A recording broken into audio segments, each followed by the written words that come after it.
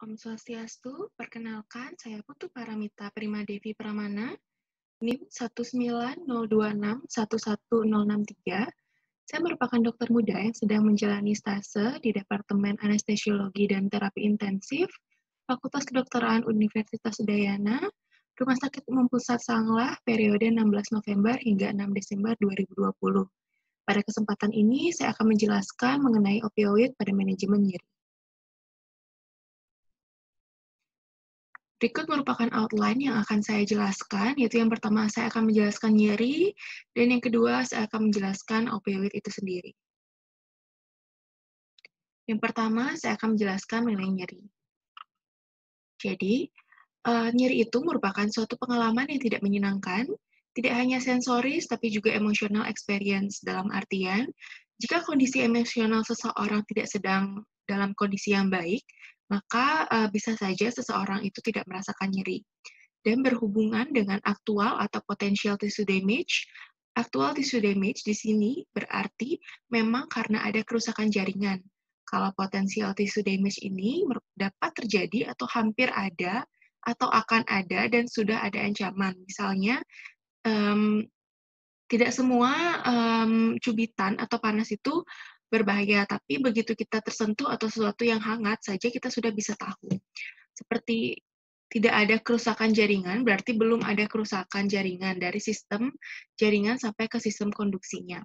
Berdasarkan definisi tersebut, nyeri merupakan suatu gabungan dari komponen objektif, yaitu aspek fisiologi sensori nyeri, dan juga komponen subjektif, yaitu aspek emosional dan psikologis.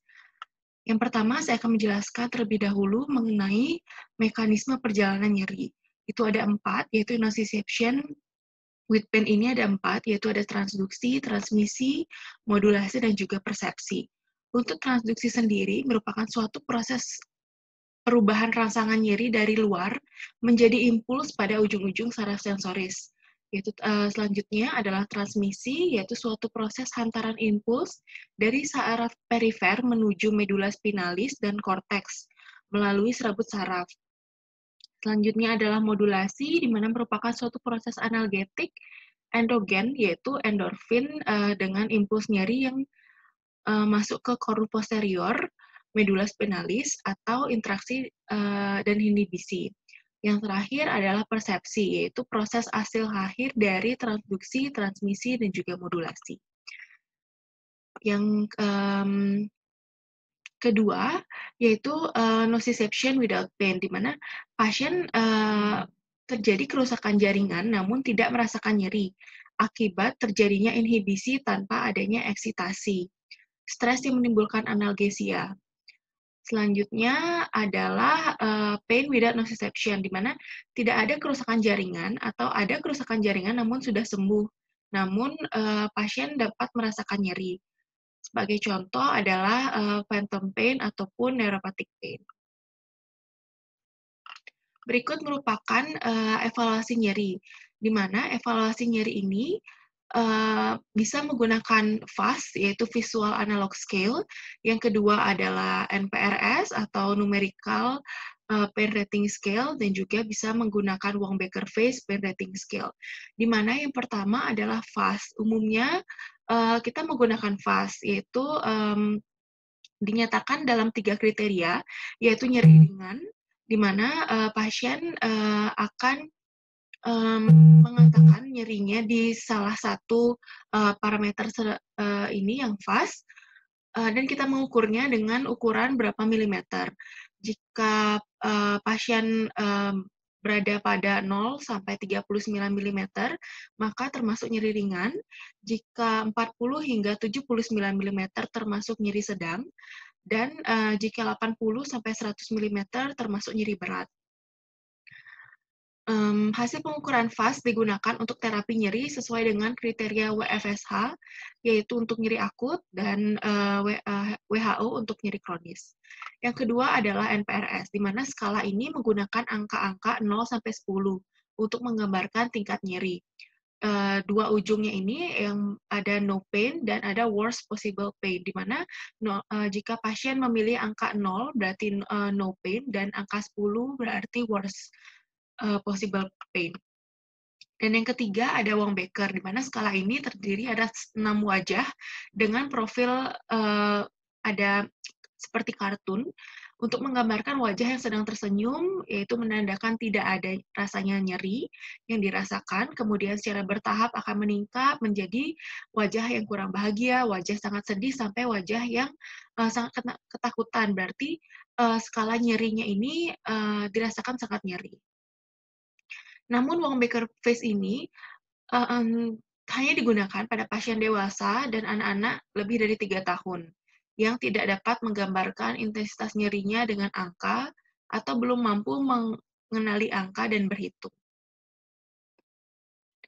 Selanjutnya adalah manajemen nyeri menurut WFSH, di mana manajemen nyeri menurut WFSH ini dimulai dari opioid kuat dengan cara injeksi lokal anestesi, lalu opioid oral, dan yang terakhir adalah menggunakan aspirin dan NSAID. Di mana penanganan nyeri akut untuk post-operasi yang berat digunakan kombinasi antara NSAID dan juga opioid. Jika penanganan nyeri akut post-operasi ringan hanya menggunakan opioid saja tanpa dikombinasikan. Lalu yang sebelah kiri ini merupakan step ladder WHO, di mana untuk step ladder WHO ini digunakan untuk pasien nyeri kronis, di mana dimulai dari yang ringan terlebih dahulu, itu adalah non-opioid adjuvan seperti acetaminophen, ibuprofen, dan juga celecoxib.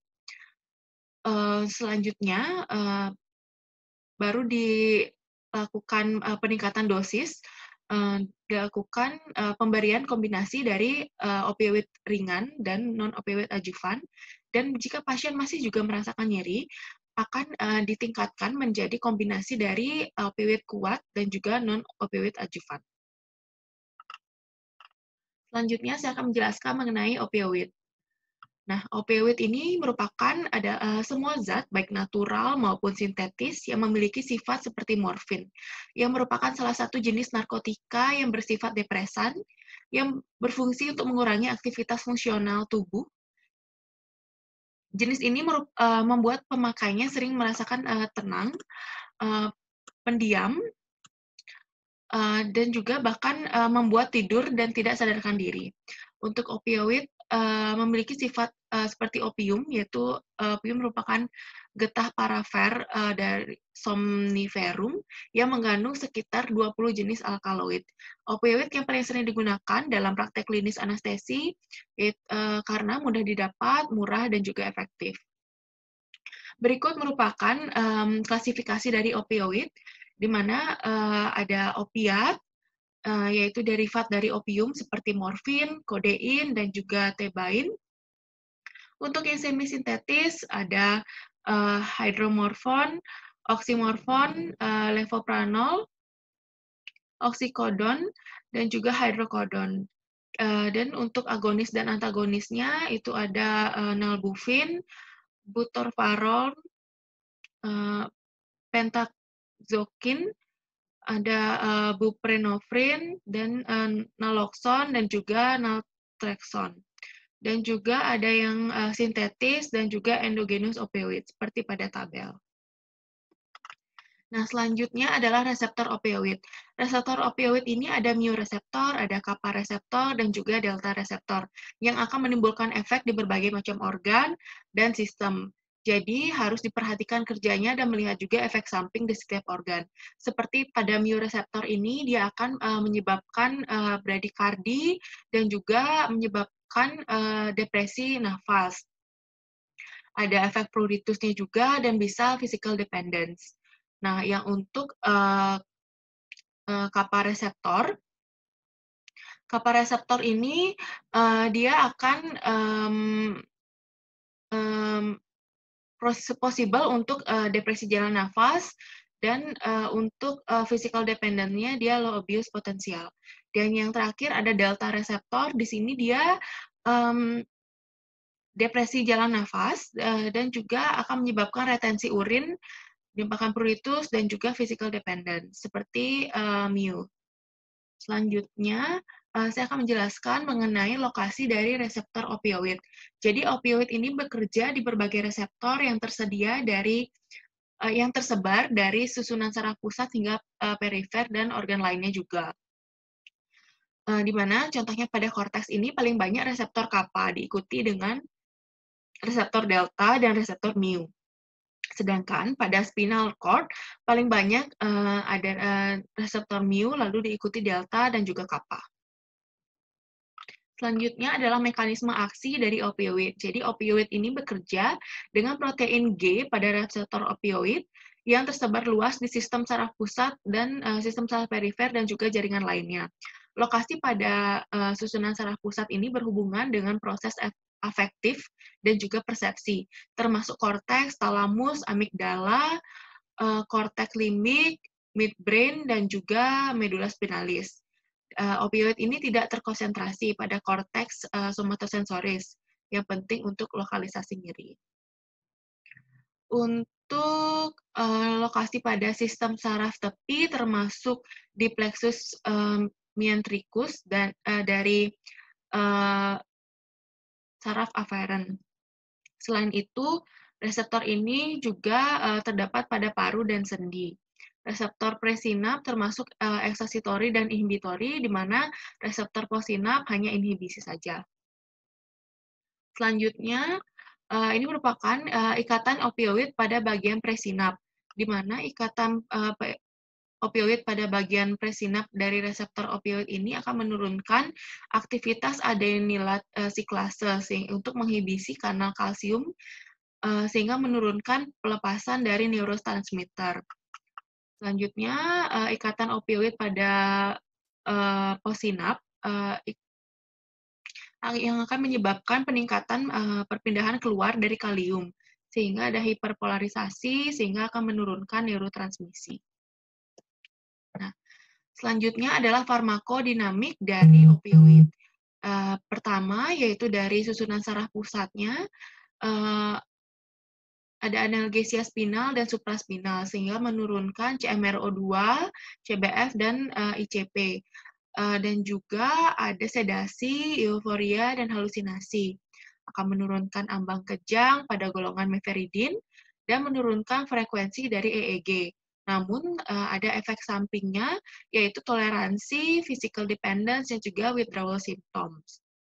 Untuk yang respirasi, berpengaruh langsung pada medula.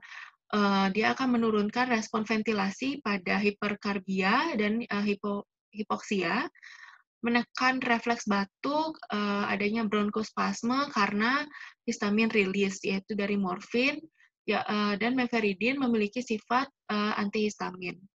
Untuk selanjutnya, yaitu pada sistem kardiovaskular, dia akan menurunkan heart rate melalui stimulasi vagal.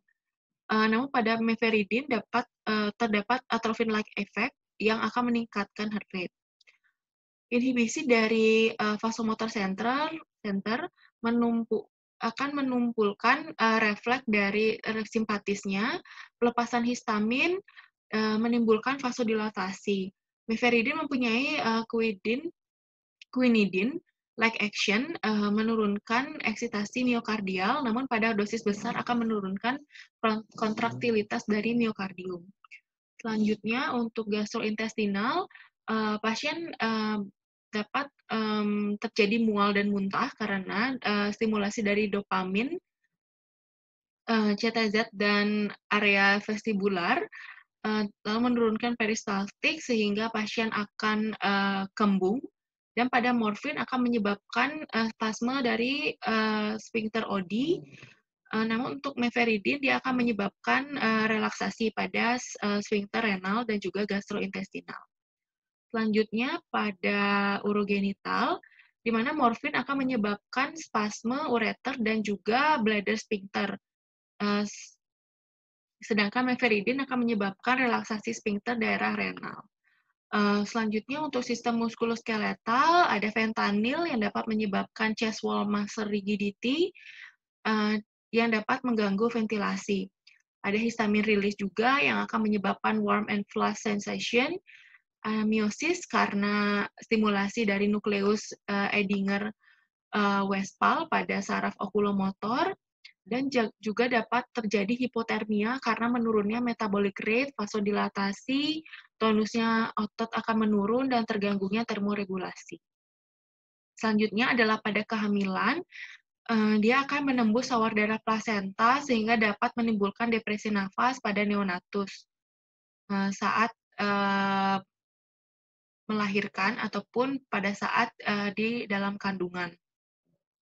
Lalu pada endokrin dan imunitas, dia akan menekan ACTH, LH, dan FSH yang akan menyebabkan infertilitas dan juga akan menekan imunitas karena menyebabkan apoptosis dari limfosit.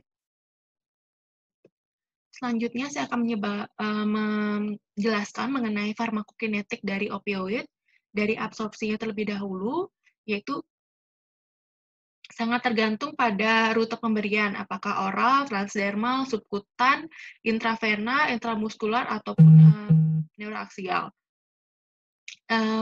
Dia merupakan hyperfast metabolism pada morfin, dan pada kodein dan oksikodon merupakan low first pass metabolism.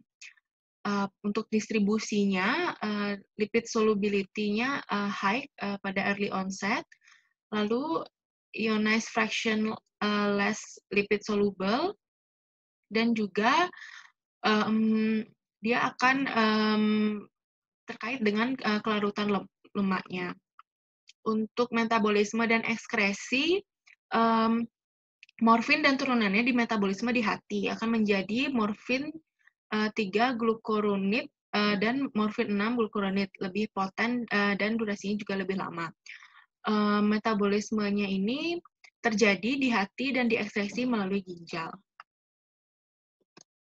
Selanjutnya adalah farmakokinetik dari opioid, contoh-contoh dari jenis-jenis opioid.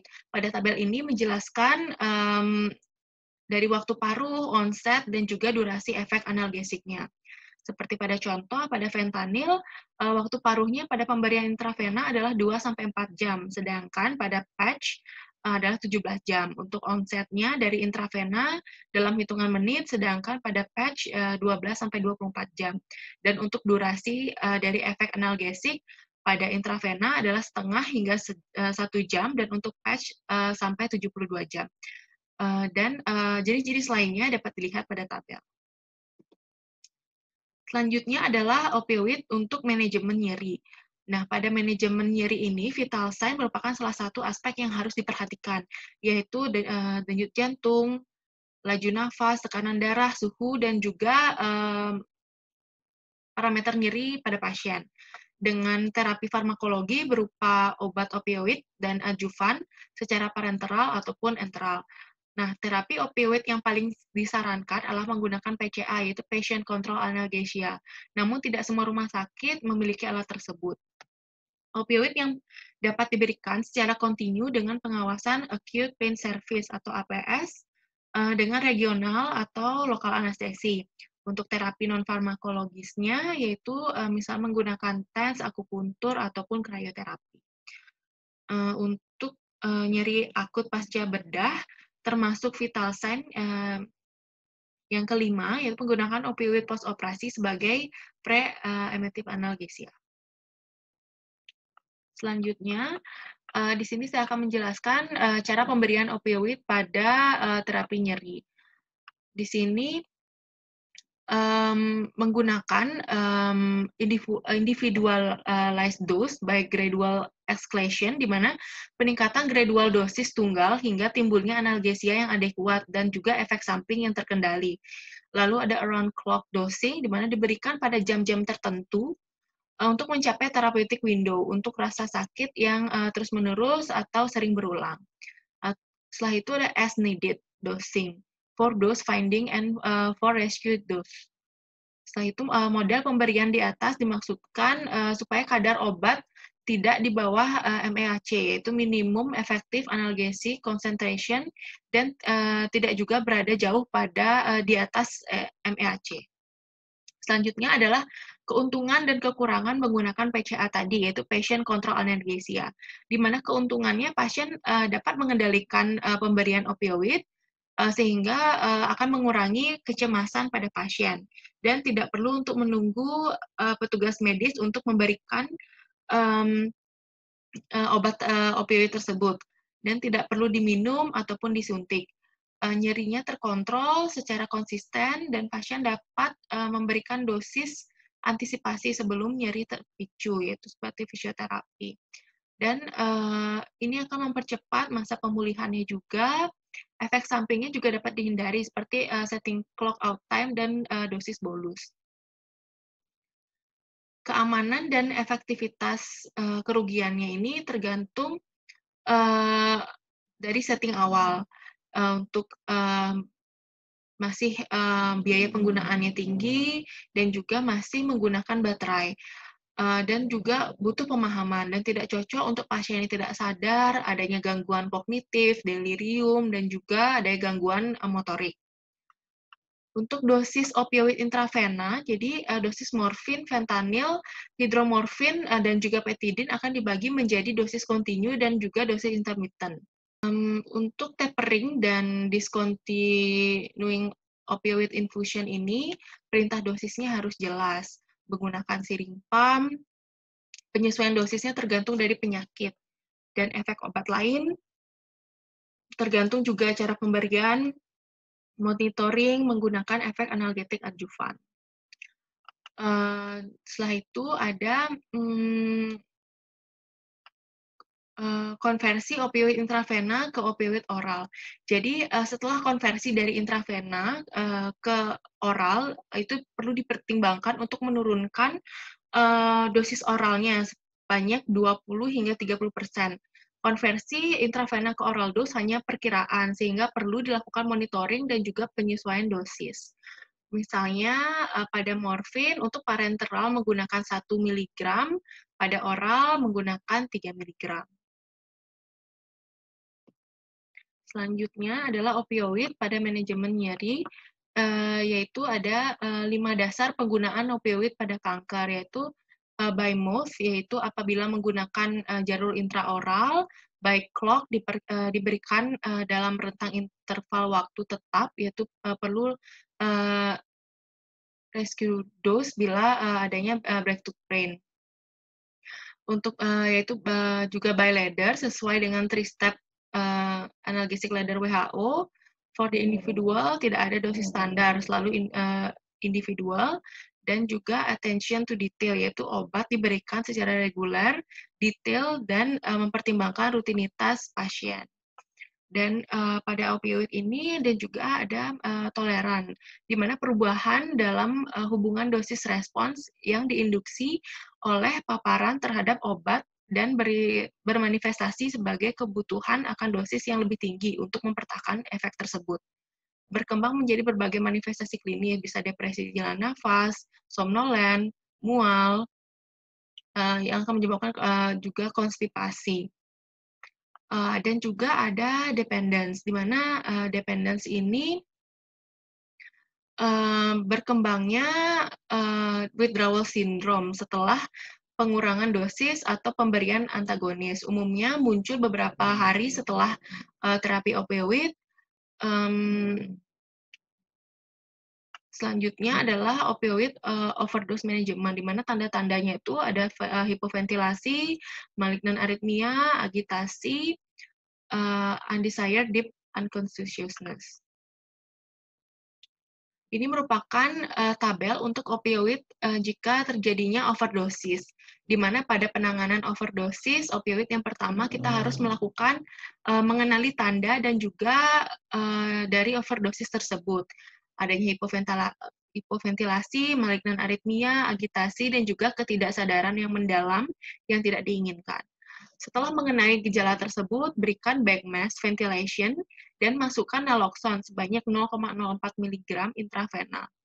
Lalu kita reassess lagi dalam 2-3 menit. Jika responnya tidak adekuat, lanjutkan berikan kembali naloxone sebanyak 0,04 mg intravena. Lalu reassess lagi kembali dalam 2-3 menit. Jika respon tidak adekuat, berikan lagi naloxone sebanyak 0,08 mg intravena. dan lanjutkan penilaian ulang dan berikan juga naloxone dengan dosis sebanyak 2 kali lipat sampai respon adekuat dengan maksimal dosis adalah kurang dari 2 mg. Jika responnya sudah adekuat, observasi ketat pasien selama 90 menit. Jika tanda dan gejala tidak membaik, pertimbangkan juga diskusi mengenai tujuan perawatan, intubasi endotrakeal, dan juga transfer ke ICU. Berikut merupakan contoh-contoh dari opioid, ada fentanyl, ada petidin. Baik, sekian penjelasan saya mengenai opioid pada manajemen nyeri. Terima kasih, semoga bermanfaat.